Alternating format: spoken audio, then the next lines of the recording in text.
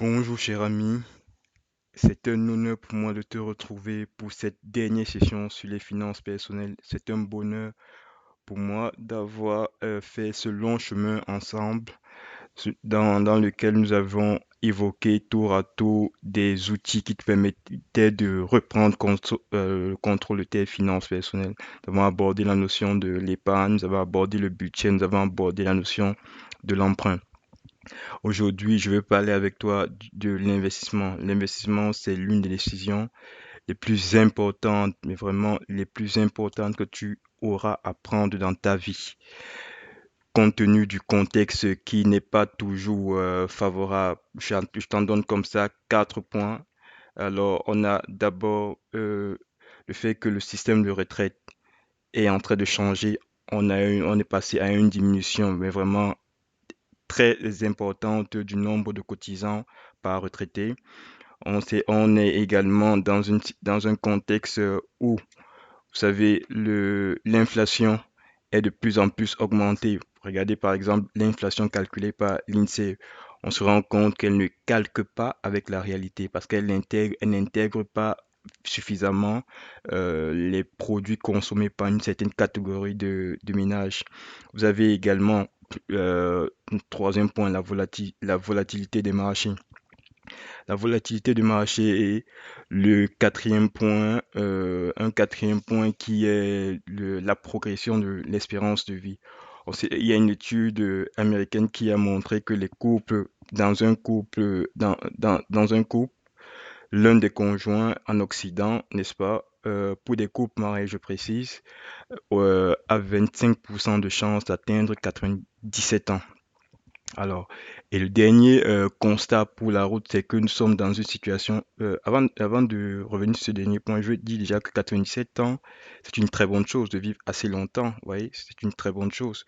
Mais c'est une chose qui est moins bonne quand on n'a pas mis en place ces stratégies.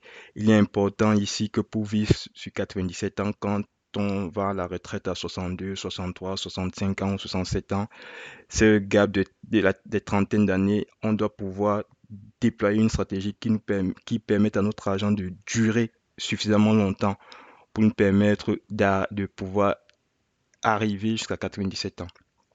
Le dernier point, comme je disais, c'était que les taux d'intérêt sont maintenant comprimés à l'échelle mondiale. D'après l'actualité, on a des taux d'intérêt aujourd'hui qui frôlent le zéro. On a des taux d'intérêt négatifs. Alors, un taux d'intérêt négatif, c'est une très bonne chose pour, par exemple, l'État. Le fait que la France emprunte à un taux négatif, c'est une très bonne chose pour les finances publiques. Mais il faut très bien se dire qu'un taux d'intérêt sur le plan individuel, microéconomique, c'est une sorte de guerre pour les épargnants parce que les épargnants, dans ce sens, perdront de l'argent s'ils n'utilisent pas à bon escient. Je suis d'accord et effectivement que aujourd'hui ce contexte fait en sorte que beaucoup se trouvent dans des situations ont des problèmes financiers. Mais il faut aussi dire que ces problèmes financiers sont dus au fait que ces personnes-là ignorent beaucoup de choses, ignorent beaucoup de choses qui sont pourtant parfois simple à apprendre. Alors, par exemple, quand ils veulent investir, ils se trouvent paralysés par la peur de la multitude d'opportunités, de placements disponibles, et ils vont souvent prendre des mauvaises décisions, des décisions qu'ils pouvaient éviter assez facilement.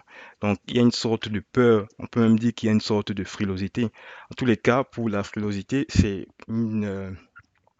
je sais pas, c'est pas une spécificité française. C'est pas une spécificité française, quoi qu'il en soit. Mais le baromètre de 2020 de, euh, euh, de l'AMF, de l'Autorité des marchés financiers, en partenariat avec la Finance pour tous, a montré que il y a une frilosité, n'est-ce pas, des Français face aux risques de placement, généralement et en particulier les risques liés, les risques de placement en action. Donc, on a 50% des Français qui écartent le risque.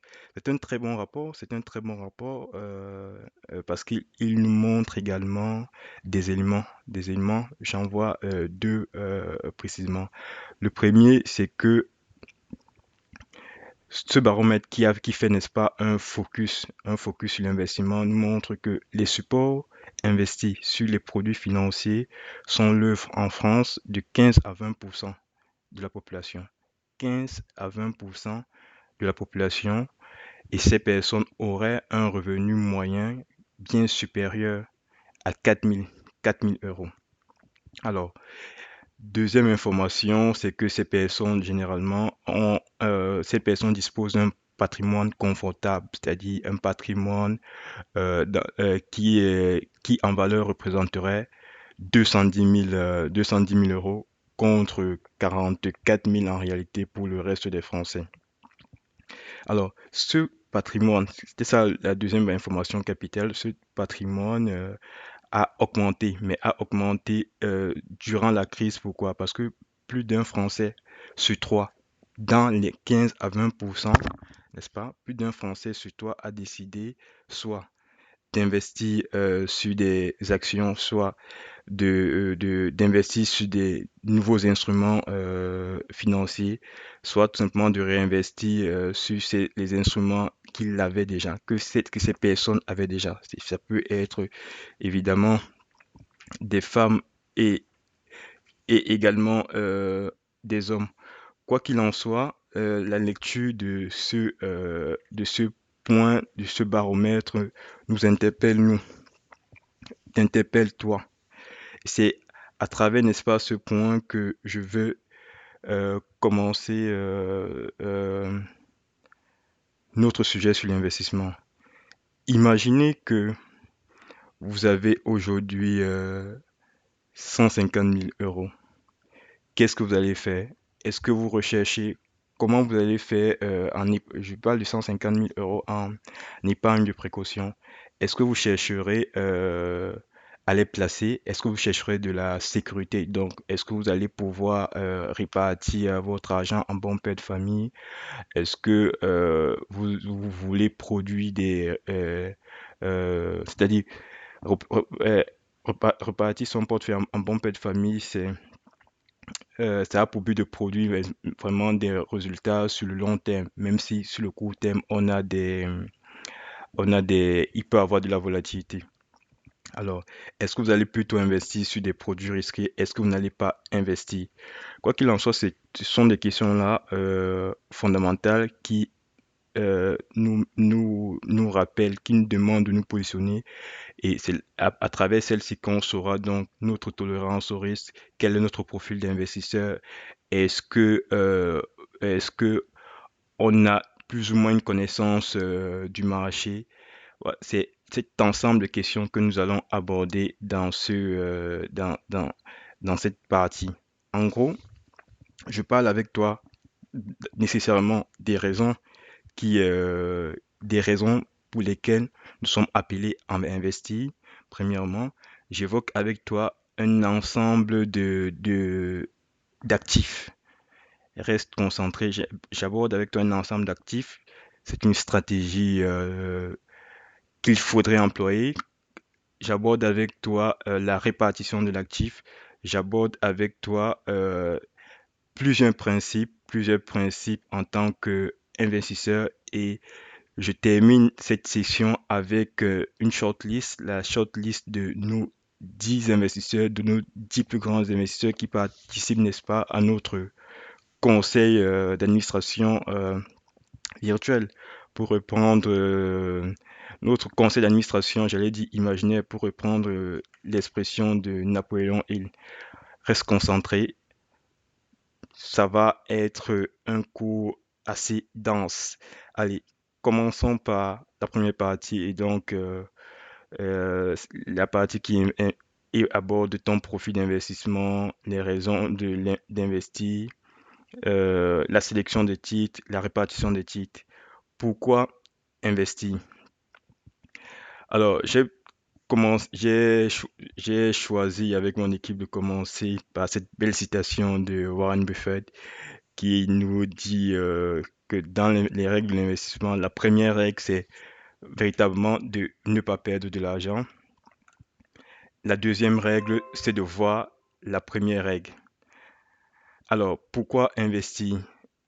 Généralement, les points qui reviennent, c'est pour obtenir de la croissance. On investit généralement pour obtenir de la croissance, ce qui est une très bonne raison. Il n'y a pas de mauvaise raison en soi. Soit c'est simplement, lorsqu'on est investisseur, c'est pour obtenir un meilleur rendement. Soit c'est pour détenir des actifs simplement. Soit ça peut être, si vous avez suffisamment d'argent, euh, vous pouvez investir simplement pour le plaisir. Vous pouvez investir pour la liberté, mais très rarement, les gens vous diront qu'ils veulent investir pour le revenu, pour gagner plus de revenus. Pour moi, c'est vraiment rarement la réponse qui est fournie. Moi, j'ai fait un petit sondage, moi qui prends les transports. Ben, j'avais 3 personnes sur 58 qui ont répondu qu'ils veulent gagner vraiment ce revenu. C'est pas représentatif, je suis d'accord, de la population française. Mais quoi qu'il en soit, essayez simplement de vous imaginer, n'est-ce pas, ne plus jamais avoir à vous inquiéter de la façon dont vous payerez vos factures ou à vous demander si vous vous retrouverez à court d'argent. C'est simplement magique de savoir que si on investit, qu'on gagne de l'argent, ça nous épargne de beaucoup de choses, du stress, de l'inquiétude, des problèmes de santé. Mais j'ai envie de dire, ou plutôt même de crier comme Mel Gibson dans le film Cœur vaillant que l'argent c'est la liberté. En cela qu'elle vous donne des possibilités, elle vous ouvre un champ de possibilités que vous n'aviez vraiment pas en l'absence de celui-ci. Voilà globalement les 6 raisons pour lesquelles euh, euh, il est important d'investir. Et moi, je me campe plus sous la 6e raison, encadrer en vert. Parce que je pense que le manque de revenus, c'est synonyme de stress. C'est synonyme de stress et un manque de revenus équivaut, n'est-ce pas, à une lutte